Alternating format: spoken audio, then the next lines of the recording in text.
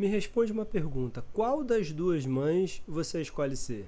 Você prefere ser a mãe da esquerda ou a mãe da direita?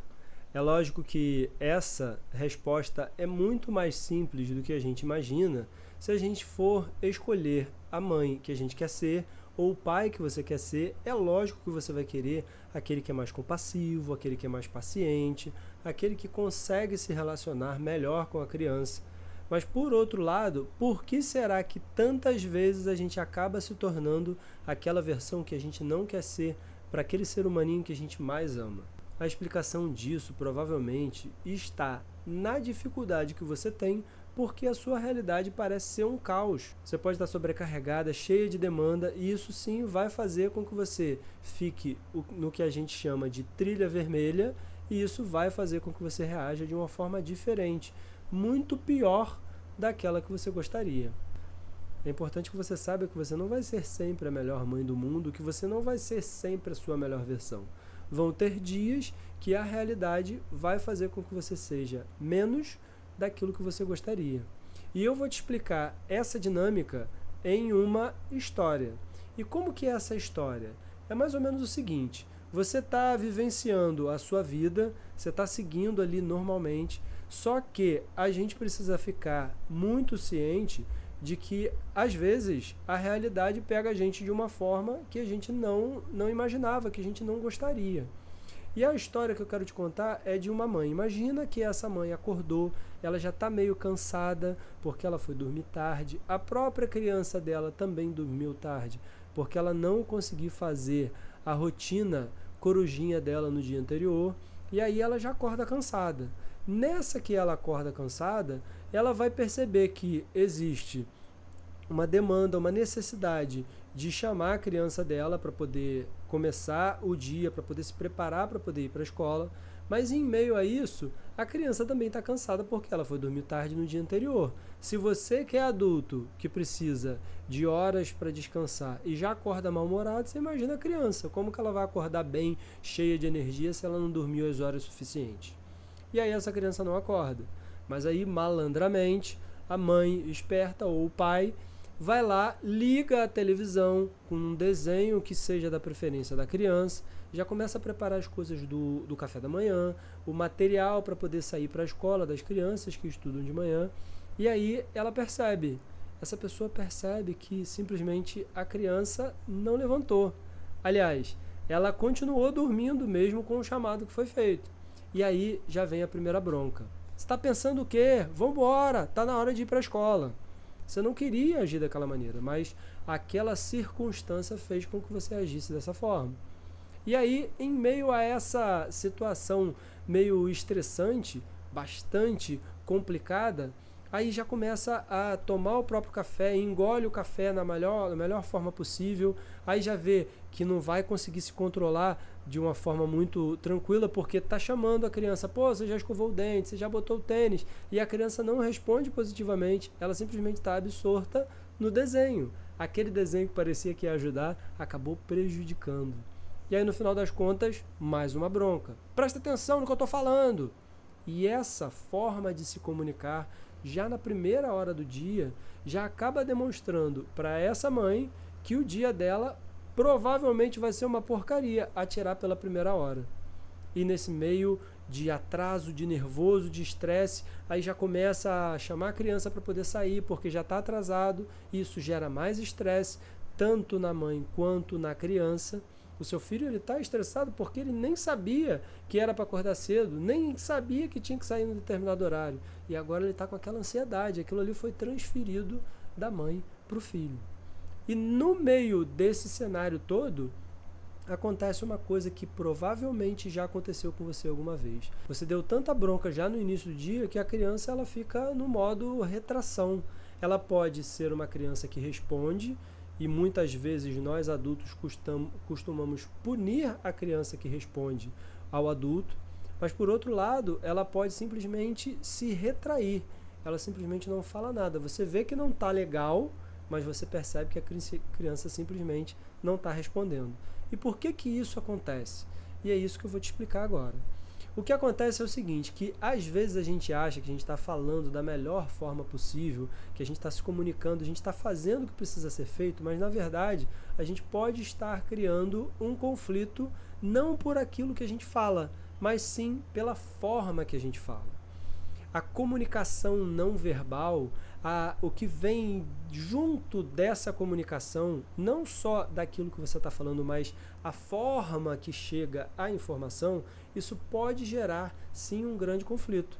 E como que isso acontece? Isso acontece através do tom de voz, isso acontece através do volume, isso acontece através da velocidade da fala. O próprio tom de voz, se for um tom mais grave, normalmente é um tom de bronca, mas quando é um tom mais agudo, ele tende a ser um tom de maior alegria. E o próprio semblante, ele pode traduzir tanto uma forma brava de falar, como de repente uma forma mais serena. Enquanto eu falo e mudo a minha comunicação aqui com você, você deve ter percebido que o meu tom de voz, o meu gestual, tudo mudou. Mas se eu estivesse chateado e com raiva, eu estaria falando de uma forma totalmente diferente. E isso é uma forma que existe de comunicação que o seu filho consegue ler, que o seu filho é fluente desde que ele nasceu. E você não vai acreditar. Até os cães, sim, os cachorrinhos também são fluentes nessa língua.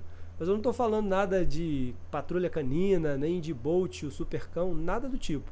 O que eu estou dizendo é que todos nós conseguimos perceber a comunicação não verbal e como que ela se revela numa comunicação rotineira. É importante a gente saber o seguinte: todas as vezes que você der sinais que não são congruentes com aquilo que você está falando, na verdade, o que você está dizendo não significa absolutamente nada. Eu vou te dar um exemplo. Quando um adulto fala para as crianças pararem de gritar, exatamente assim: para de gritar, que barulho danado que vocês estão fazendo! Não é congruente você ter uma mensagem pedindo calma, sendo que você mesma não está transferindo essa calma no momento da conversa. E é exatamente esse o problema, porque quando você quer que a criança fique tranquila, você precisa passar sinais de tranquilidade. Mas como que você vai passar tranquilidade para sua criança se você não está tranquila? Se o seu dia está super estressante? É muito difícil. E o mais importante que a gente precisa entender aqui na comunicação é que cada comunicação agressiva ela vai poder gerar 3 formas de resposta. E essas 3 formas de resposta eu vou te mostrar em uma imagem e também em uma história. Imagina que você é uma criança, você é uma pessoa que está dentro de uma caverna.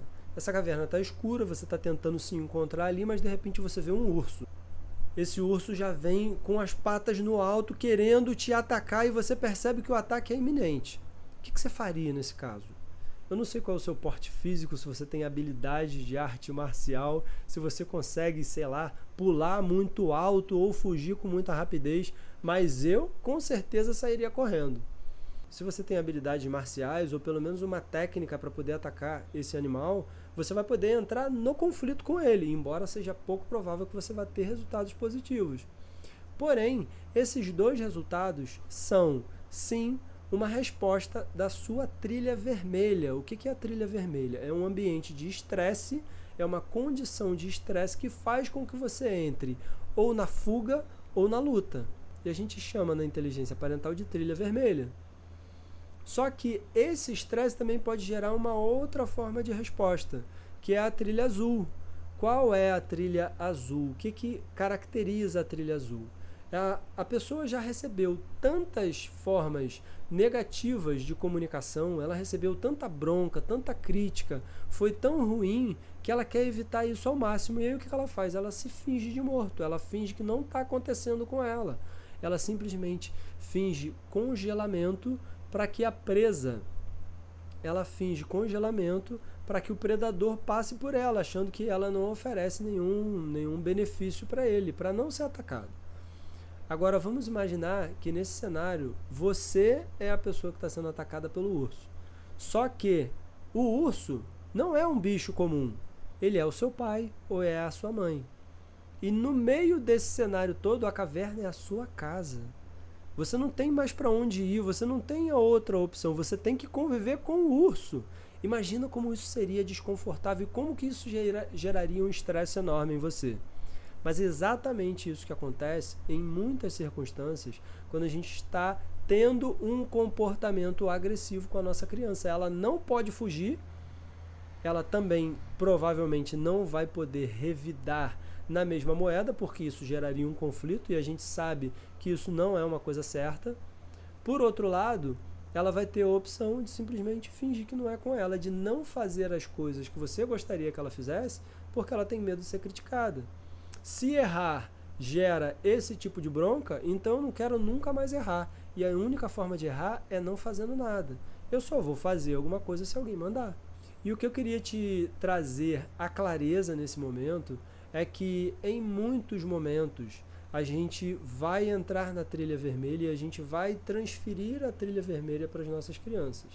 A gente vai ser pais autoritários, você vai ser uma mãe autoritária que vai falar muito agressivamente com a sua criança. E isso você precisa identificar, saber quais os sinais que o seu corpo está te dando. Você está ficando com a respiração mais forte, você está tendo um batimento cardíaco mais rápido, você está começando a falar mais alto, o seu gestual já está trazendo um pouco de conflito. Isso tudo são sinais de que você está chegando na trilha vermelha. E é importante você ter esse sinal para que você possa interromper esse ciclo. Eu sei, é difícil. Às vezes você está querendo só se acalmar para não dar bronca na criança e as crianças começam a brigar. Aí não tem jeito. Vai acontecer de você de repente explodir, de você de repente falar mais alto com alguém, de você ser um pouco mais ríspida. Isso é normal. O que é importante é você entender o que acontece antes de você explodir, para que você possa cortar esse pavio e evitar que a bomba exploda. Um outro ponto importante é saber que às vezes nós adultos a gente acaba pensando assim, caramba, as crianças estão brigando, vou deixar brigar, eu não vou nem lá, porque se eu for lá eu vou me estressar, e eu sei que elas vão brigar de novo, e por que eu vou para lá? Não, deixa lá, elas vão se resolver, uma hora resolve. E quando a gente faz isso, na verdade a gente está aumentando o ciclo de conflito entre as crianças, que provavelmente pode ser um estressor para a gente e que vai acabar gerando um conflito futuro nas próprias crianças e também da gente com as crianças. Então, essas opções da trilha vermelha e da trilha azul, elas não são boas opções. Qual é a melhor opção? É a opção da trilha verde, que a gente chama na inteligência parental de um ambiente harmonioso. E como que ela funciona? A comunicação ela é eficiente, ela é assertiva, ou seja, diz o que tem que dizer com eficiência na hora que precisa dizer, mas ela também ela é empática, ela é compassiva, ela é uma comunicação que inspira confiança. Essas três trilhas são basicamente resultado da qualidade da sua comunicação. E se a sua comunicação transmite pistas de segurança. Essas pistas de segurança vão fazer com que a relação entre você e a sua criança, você e o seu filho, seja uma relação mais harmoniosa. E isso gera segurança relacional, que vai fazer naturalmente com que a sua criança reaja e se comporte muito melhor. Eu já falei no vídeo anterior aqui sobre a situação que a gente vivencia quando a gente está em um momento de estresse muito grande. Então a gente precisa de ter uma técnica para poder conseguir sanar aquela situação de estresse. E eu vou te desafiar a usar uma dessas três técnicas. Uma das técnicas é a respiração. Essa técnica da respiração, você puxa o ar por 4 segundos, segura por 4 segundos e expira por 4 segundos. E você repete esse ciclo por 4 vezes. Você vai ter uma ativação racional, fazendo com que você reduza a probabilidade de você explodir e também você vai conseguir melhorar a sua forma de se relacionar com o momento de estresse. Uma outra técnica que eu uso é a técnica tátil. Quando você está no momento de estresse, você pode passar os dedos um contra o outro, de modo que você consiga sentir as suas digitais. Você também pode passar a mão, uma mão na outra, até que você consiga sentir que na palma da sua mão tem 4 dedos passando. Isso é importante para você poder fazer a ativação tátil e também ativar o seu lado racional. Eu vou te convidar a fazer a ativação auditiva, que é você utilizar 3 sons para você poder prestar atenção. No momento que eu gravo esse vídeo, o som de primeiro plano é a minha própria voz, eu consigo ouvir claramente o que eu estou falando. O som de segundo plano é o ventilador que eu coloquei aqui embaixo para poder me refrescar enquanto eu faço essa gravação. Mas talvez você não esteja ouvindo, eu espero que não esteja ouvindo, tem uma construção acontecendo aqui do lado do meu escritório. E aqui tem um barulho, eu consigo perceber, ao fundo, terceiro plano, de uma máquina fazendo pi, pi, pi, e uma outra máquina perfurando alguma coisa, fazendo um tarrr.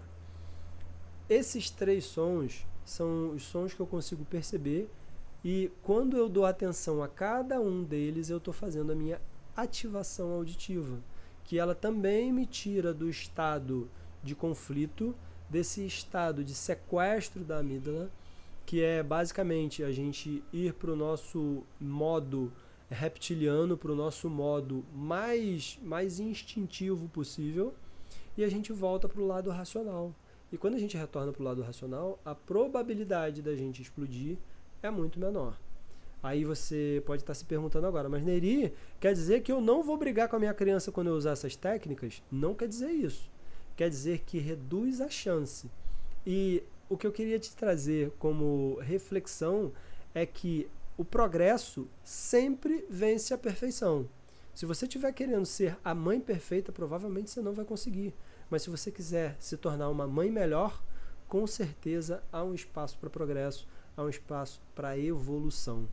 E eu quero finalizar esse vídeo dizendo para você que sim, é possível uma vida harmoniosa com filhos.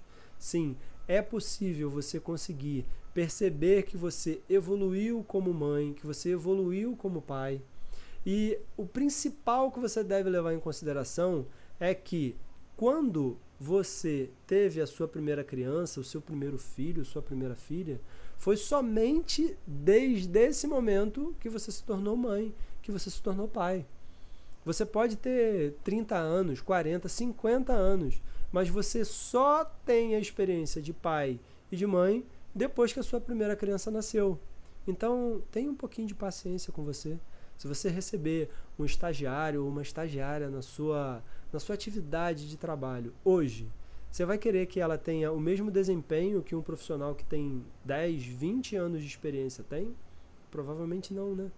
Então, se você tem uma criança de 5 anos e você está fazendo o seu melhor hoje, sim, você ainda precisa adquirir experiência para poder se tornar uma mãe melhor.